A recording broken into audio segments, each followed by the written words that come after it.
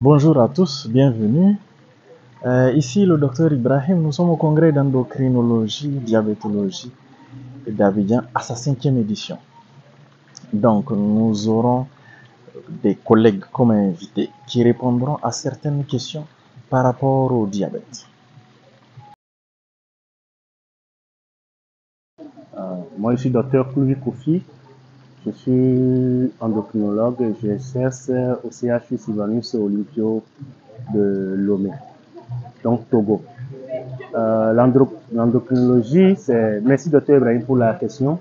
L'endocrinologie, c'est la branche de la médecine qui s'occupe un peu de ce qu'on appelle glandes, qui sont ces organes-là qui sécrètent des hormones.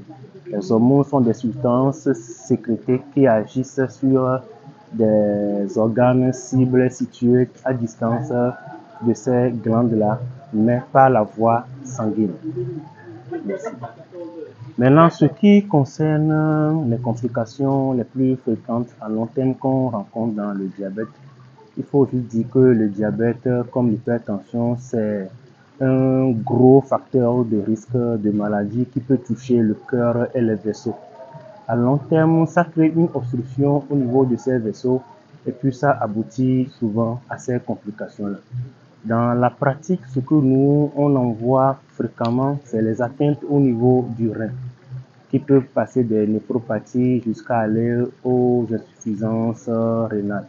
Après les reins, il y a les pieds qui sont aussi touchés par les gros vaisseaux, les grosses artères des membres inférieurs qui sont touchés, et par les atteintes au niveau des nerfs.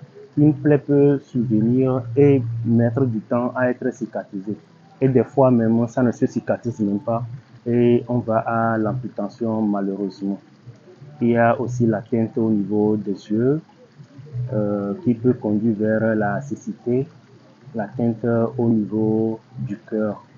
Maintenant aussi, associé à l'hypertension, il y a l'AVC, l'accident vasculaire cérébral, qui est aussi très fréquent dans nos régions.